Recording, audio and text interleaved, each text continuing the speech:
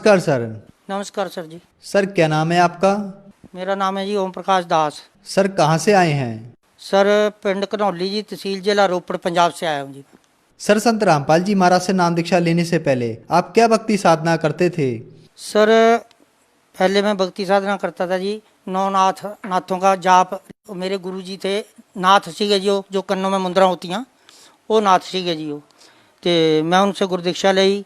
उन्होंने मंत्र दिया था जी कि गुरदीक्षा जो मेरे को दी उन्होंने, आदिनाथ उदयनाथ पार्वती प्राणनाथ सतनाथ ब्रह्मा स्तोकनाथ वैष्णु अंचल तो चंबेनाथ गजवेली गजकंथरनाथ दयारूपी मस्तनाथ माया रूपी मिशंद्रनाथ कटे पंडे सिद्धू गोरखनाथ नौनाथां दा पढ़िया जाप जाप पूर्ण व्या सिद्ध को सरनाम गुरु को प्रणाम आए गुरु के लागू पाऊँ जिंद पीर जाहर पीर जोगी पीर सिद्ध पीर। गुरु जी ने बताया कि ये मंत्र याद करना, लिख के दिया उन्होंने।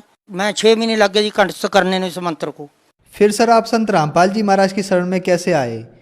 सर इस तरह होया कि मैं शुरू से ही असी बाबा बालकनाथ के पुजारी हैं जी।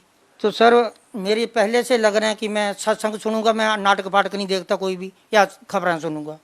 मैं जैसे शाम ने सत्संग लगा रहा था, कोई भी सत्संग लगे तो संत रामपाल जी महाराज का सत्संग लग गया जी। तो जैसे सत्संग खोला तो इन्होंने पहले ने कहा जी कि ब्रह्मा विष्णु महेश तीनों ज्ञानी। सर मैंने तो आगे टपा दिया हो चैनल। मैंने कहा कि ये कौन आ गया ऐसा जो ब्रह्मा विष्णु में इसको ज्ञानी बोल रहा है। तो फिर दिमाग में आई कि जिसने बात कही उसको सुनो भी, पे कही क्यों है।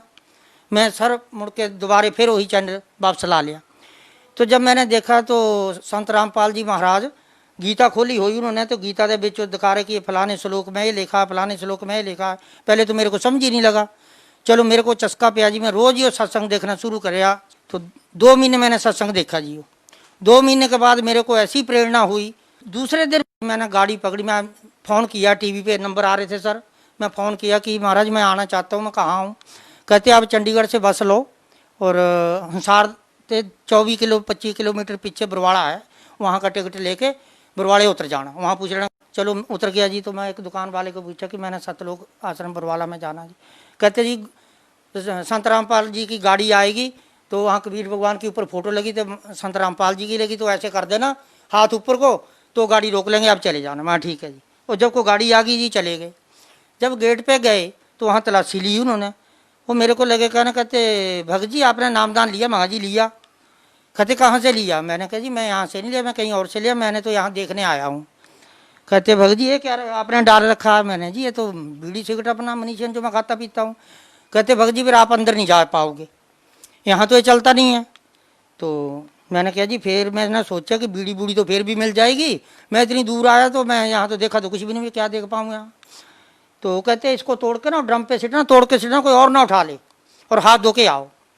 और सर मैं चला आया। जिस वेले मैं तोड़ ताड़ के चले आया तो एक बटुए पाकड़ के बीच ना जी एक सिगरेट का माल था सुल्फे का, तो वो बीच में पड़ा था। वो जिले बटुआ उन्होंने तलाशी किया। कहते भगत जी ये क्या है? मैंने कहा जी ये तो सुल्फा है।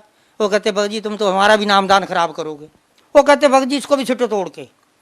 मैं जिस वेले तोड़ के सिटिया ना जी, तो मैंने अपने दिल से सोचा कि संत रामपाल जी, मैं तो जानता नहीं था कि क्या है क्या नहीं।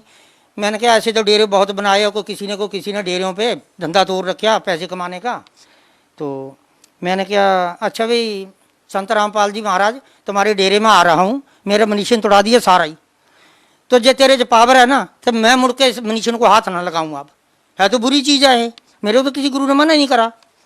तो सर मैं जिस वेला अंदर गया, हाथ धो के उन्होंने तलाशी ली, कहा जी अब जाओ जी आप देखो। तो सर जब मैं अंदर गया तो क्या देखा, तो वहाँ बोर्ड लगे हुए, यहाँ पंजाब वाले को नाम मिलता है, यहाँ यूपी वालों को मिलता है, यहाँ ऐसे ऐसे बोर्ड लगे नेपाल वालों को मिलता है। तो जहाँ पंजाब वालों का बोर्ड लगा तो वहाँ मैं देखा तो 3-4 हो अपने सिख भाई पगड़ियाँ वाले हो बैठे हो, गात्रियाँ वाले। मैंने कहा तो कहीं आते नहीं, ये भी यहाँ आके। तो मैं पीछे खड़ गया उनके सर। वो मैंने सोचा कि यहाँ का नामदान भी देख लें, कैसा नाम देते हैं कि गुरु एक ही होता है, स्त्री का पति एक ही होता है, वो ही भगवान होता है, तो स्त्री भी पति बदलेगी। कहते जी पति वाली बात और है, गुरु वाली बात और है। महा जी वो क्या बात है भी थोड़ा समझा दो मैंने। कहते जी एक गुरु है, आपको इतना जो मंत्र दे रखा है उसने कोई मना नहीं किया आपको खाने पीने से, सारे विकार तो आपके बीच में ही है। तो हमारे गुरु जी है जो विकारों से दूर करते हैं, नशे पत्तों से दूर करते हैं, इंसान को बचाते हैं। मैंने कहा चलो ठीक है जी मेरे फार्म भर दो। फार्म भर दिया। जब वहाँ गए नाम दीक्षा लेने तो वहाँ टीवी पे नामदान दे दिया संत रामपाल जी ने। तो कहने लगे क्या आप ऐसे करो। सर लाभ तो मेरे को बहुत मिले। मैं पहले इतना बीमार था ना जी, जब मैं पहले से नाम लिया था जो वो नाथ से, कि इतना बीमार हो गया कि मेरी मरने तक नौबत हो गई। कोई डॉक्टर नहीं छोड़ा, लुधियाना, जलंधर, पीजीआई, दिल्ली, कहीं भी बहुत पैसा खर्च हुआ मेरा। तो हार के पीजीआई दाखिल कराता जी बच्चों ने। वहाँ उन्होंने डिक्लेयर किया कि इसको कैंसर है, टीबी है और काला पीलिया है। बच्चों को बोल दिया कि इसको घर ले जाओ, 2-3-4 दिन का मेहमान है तो ले जाओ इसको, पूजा वहाँ सेवा कर लो। आगे जी करे। वो 2-3 दिन की दवाई थी, कहते डैडी दवाई ख़त्म होगी अब जाना फिर। तो मेरे हाथ ऐसे हो गए थे सर, ऐसे ये बाजू भी, और ना मैं अपनी क्रिया सोच सकता था, हड्डियों की माला रह गई थी मेरी। पर मेरे को ये हो रहा था कि जब मेरे गुरुजी ने जो एडा बड़ा नाम मेरे को दे रखा, मैं जाप करता हूँ, गुरुजी की खुद ही किडनियाँ फेल है, मेरी उससे भी पहले फेल हो गई। तो ये मंत्र जाप कोई मेरे को सही नहीं लग हो। तो जब भी मैं महाराज जी के पास गया, अपने गुरु महाराज संत रामपाल जी महाराज जी के श्री चरणों में, तो मेरा नामदान खंडित। तो मैं गुरु जी से प्रार्थना लाई कि गुरु जी, संत रामपाल जी महाराज, मेरा तो नामदान बार बार खंडित हो रहा। वो हंसे, मेरे को बोला उन्होंने, कहते बेटा ऐसे कर, तू क्वार्टर ले ले कहीं। मैं गुरु जी फिर तो चलो ठीक है जैसे आप बोल रहे हैं, अब कहीं भी मैं और जगह जाऊँ मेरा नाम खंडित नहीं होता। एक रोज़ गया जी मैं बैंक में, मुझे पैसों की ज़रूरत थी, मेरे पैसे थे उत्थे 8,000 रुपया था कापी में। मैं गया तो वहाँ जब मैं ATM डालूँ उसमें, तो वहाँ कभी 15,000 आ जाए बिना भरने से ही। वो वैल्यू इतनी थी उसकी 15,000 निकालने की। वो मैंने कहा 15,000 थोड़ा है, पर्ची पे तो 7-8 हज़ार रुपया मेरा। तो मैं नंबर भरूँ और मुड़ के 15,000 फिर आ जाए, मैं फिर काट दूँ उसको। जब तीसरी दफ़ा भरिया तो 15,000 बाहर आ गया। ओहो, मैं फिर वो तो सिक्योरिटी वाला बुलाया। मैं कहा भाई मेरा तो आधे पर्ची के ऊपर जो मैं पहले पर्ची कढ़ाई है वो पर 8,000 रुपया है, तो ये 15,000 निकले। यहाँ 5,000 तो बीच रहना चाहिए ना, नहीं तो खाता कैंसिल हो जाता। कहता जी पता नहीं आगे होंगे कोई तुम्हारे पैसे। मैं घर जाके अच्छी तरह से देखा हो, फिर गया, फिर मैं वापस आया बैंक में किसी बंदे को नाल लेके। मैं यार चेक कर, मैं किसी का होर सीधा नंबर ना लग गया हो, ऊट पटांग किसी होर सीधे पैसे मैंने मिल गए हो। महाराज तो पहले कहते बेईमानी नहीं करनी। तो जब मैं वहाँ गया जी, तो देखो भगत जी, पहले पर्ची जो निकाली थी मैंने उसमें 8,000 रुपया, तो मैं 15,000 कैसे निकाल लेता उसमें से। मेरे पैसे निकालते निकालते सर जी 26,000 रुपया मेरे खाते में आया हो। ये नहीं पता कितने आया तो कोई होना ही है, पर उसी टाइम आ गया हो, जबकि मेरे को 15,000 रुपया निकला वहाँ से। एक तो ये लाभ हुआ, और ऐसे कई लाभ हुए, अनेकों ही लाभ हुए। जिस भी मैं काम को करता, मैं रिटायर हुआ जी नामदान लेने से बाद, अफसरों ने मेरे से कहना ओम प्रकाश सिगरेट डब्बी लेके आ, चाय ले आना नाले। तो मैं सोचता कि मना तो मेरे को कर रखा, पिता ने सिगरेट नहीं पीनी, इतनी अक्ल नहीं आई, सिगरेट डब्बी लिया देनी जाके। वो बाद में पता चले कि ये तो लिया के भी देना भी पाप है। अब मैं मना कैसे करूँ, नौकर हूँ मैं उनका, नौकरी तो करता, नौकरी तो नौकरी है सर जी। तो फिर मैं जाकर संत रामपाल जी गुरु महाराज के चरणों में अरदास करनी है, गुरु जी मेरे से ऐसा हो गया, डब्बी मंगा ली सिगरेटा की और नाम सोचा करा ले। भगत जी मैं सच कह रहा हूँ सर जी, झूठ नहीं कह रहा। हजारों मरीज मेरा नाम झूठा है, पर मेरे गुरु ने संत रामपाल जी ने महाराज ने आज दिन तक मेरे को फटकारा भी नहीं, आज दिन तक नहीं मेरे को फटकारा है। तो वही जाने, अब मेरे परमात्मा जान दे पे क्या है क्या नहीं। मगर मेरी लगन इतनी है सर जी कि मेरा हर टाइम जाप चल रहा है। सर संत रामपाल जी महाराज जेल में हैं, तो आप लोगों को कैसे ठीक कर रहे हैं? सर संत रामपाल जी महाराज जेल में नहीं है, ये तो लोगों को भ्रम है कि संत रामपाल जी महाराज जेल में है। वो जेल में नहीं है, जेल में गया कौन नहीं।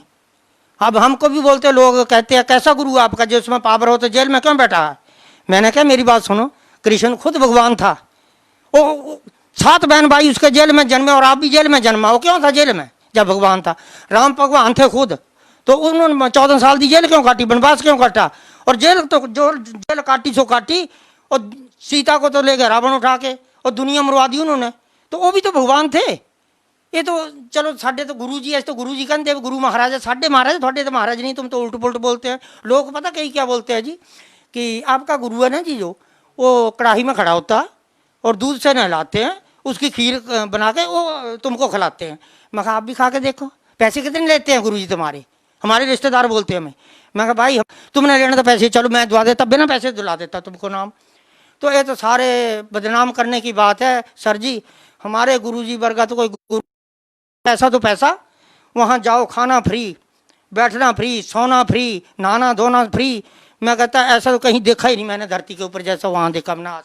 सर जो श्रद्धालु आज आपको देख रहे हैं, आप उन्हें क्या संदेश देना चाहेंगे? सर संदेश तो मैं नहीं दूंगा, प्रार्थना करूंगा भक्त भाइयों से कि मेरे भगत भाइयों, इस धरती के ऊपर सच्चा ज्ञान और सच्चा नाम जो बड़े बड़े ऋषि मुनियों ने भी जपया, गुरु नानक देव जी ने भी जपया, मगर ऐसा ज्ञान किसी के पास नहीं है, किसी भी संत के पास नहीं है। अगर होगा भी तो सुना सुनाया होगा, मगर ऐसा ज्ञान किसी ने नहीं। किताबों में, ग्रंथों में खोल खोल के बता रहे भगवान की, या देखो क्या लिख रखा है और आप क्या कह रहे हैं। तो इससे आगे और क्या किसी को कह सकते हैं। असी आज तो अरदास ही कर सकते कि भगत भाई ए समान जा रहा, ये मुड़ के हाथ नहीं आएगा। धन्यवाद सर। सत साहिब।